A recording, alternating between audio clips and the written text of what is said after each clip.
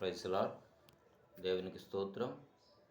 దేవుని వాక్యం 2-3 వచనాలు చదువుకుందాం. కీర్తన గ్రంథము 111వ కీర్తన 1 వచనం నుంచి 3 వచనాల వరకు చదువుకుందాం. యథార్థవంతుల సభలోను సమాజంలోను పూర్ణ హృదయంతో నేను యెహోవాకు కృతజ్ఞతాస్తుతులు చెల్లించెదను.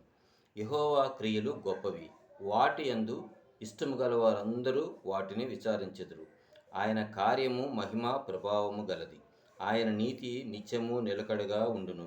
ఆయన తన ఆశ్చర్య కార్యములను జ్ఞాపక సూచనగా నియమించి ఉన్నాడు. యెహోవా దయా దాక్షిణ్య పూర్ణుడు, తన యందు భయభక్తులు గలవారికి ఆయన ఆహారమిచ్చును.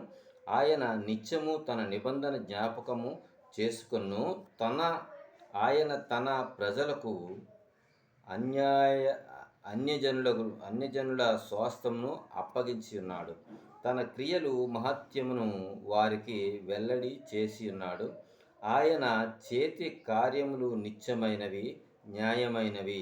ఆయన శాసనములన్నీ నమ్మకమైనవి. దేవుడు సెలవిస్తున్నాడు. వీటిని ఈ లోకంలో మనుషులైన వారందరూ కూడా వాటిని అనుసరిస్తూ జీవించే వారందరూ కూడా సురక్షితంగానే జీవించగలుగుతున్నారు. వాటికి వ్యతిరేక దశలో వెళ్ళిన వారందరూ కూడా శ్రమల పాలు, కష్టాల పాలు, అనేకమైన సమస్యల్లో చిక్కుకునే ప్రమాదం ఉంది. కనుక మనము దేవుణ్ణి గౌరవించి, దేవుణ్ణి ప్రేమించి, దేవుని యందు భయము భక్తి కలిగి ఆయనలో వెంబడిస్తే మన జీవితం పట్ల జరగవలసిన ప్రతి ఒక్క మంచి కార్యం కూడా జరగడానికి దేవుని యొక్క ఆశీర్వాద దీవెనలు మన మీదకి వస్తాయని యెహోవా అయిన దేవుడు మనకి సెలవిస్తూ ఉన్నాడు. Praise lord.